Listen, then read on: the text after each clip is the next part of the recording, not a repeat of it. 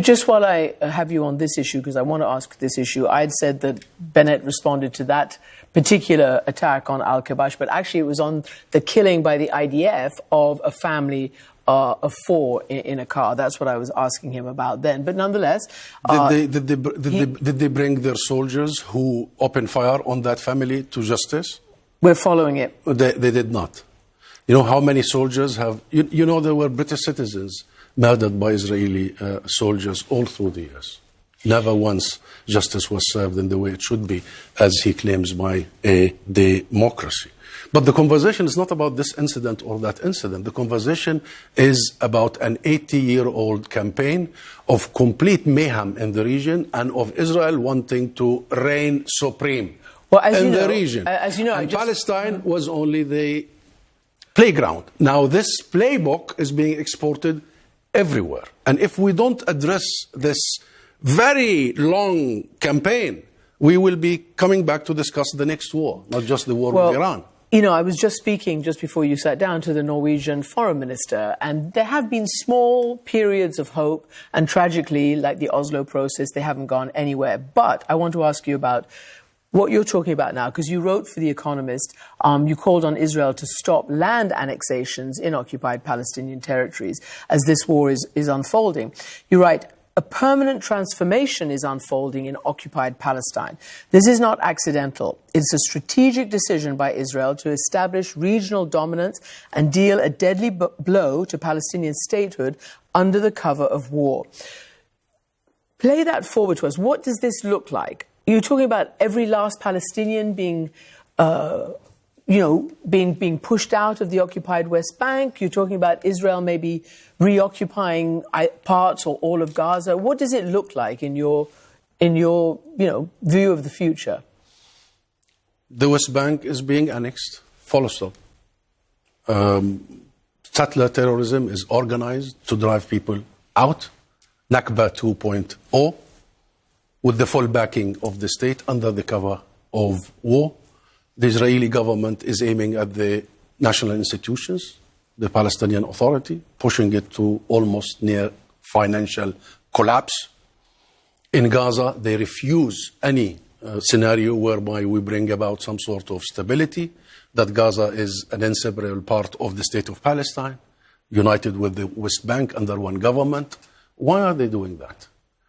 Why are they doing that? Because Israel, since its establishment, wants to see failed states, chaos everywhere, disintegration.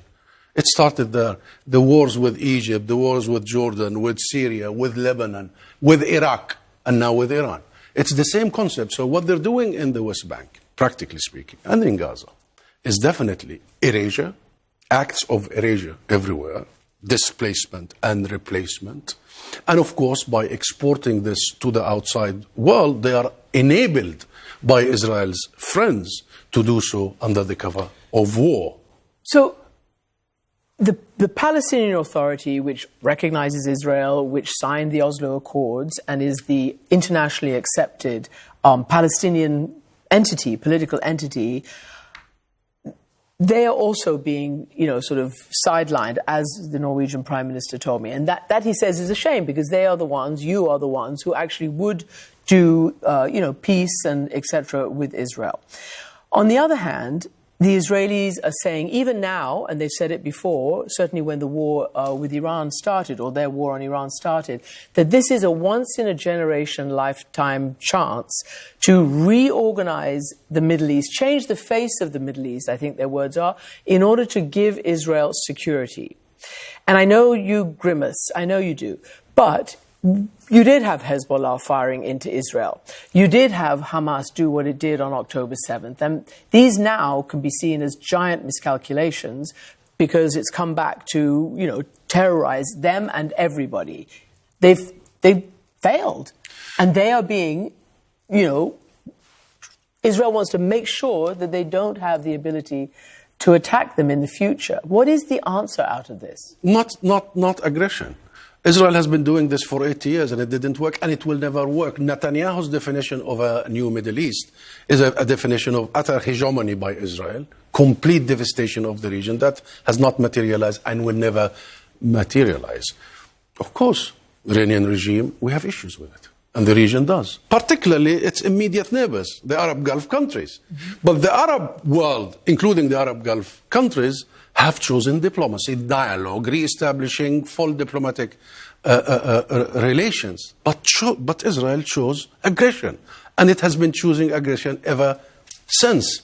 And you can see clearly what is Israel's interest in this. It's very clear. They really want to undermine any possibility of any successful state. The Arab world is very affected negatively. The Gulf is really paying heavy price for this, as you are following. So is the rest of the world. From Texas to Shanghai, people feel the consequences of the Israeli instigated war. I believe also there is now we need to ask the question is what is the American interest in this? Well, what is the American interest in this? Because it's a U.S.-Israel It's clearly war. different. So do you have any dialogue? Do you have any dialogue with the United States at all on how to get at least Palestinian rights and Palestinian security and to move forward? For instance, as we said leading into you, apparently there's a new phase in the Gaza situation whereby the Board of Peace has presented a disarmament plan to Hamas and expects their response. What do you think will come out of that? And is that the way to go? Yes, the way to go is first to stop the annexation immediately, because this is an existential threat to us, the Palestinian people, and it is an existential threat to regional and global security and stability.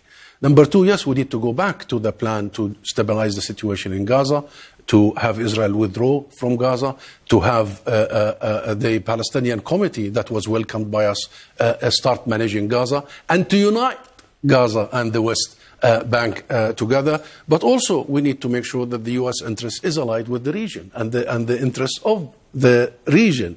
We need to press the brakes now. This war has to stop. Immediate ceasefire. Always civilians bear the brunt of such wars.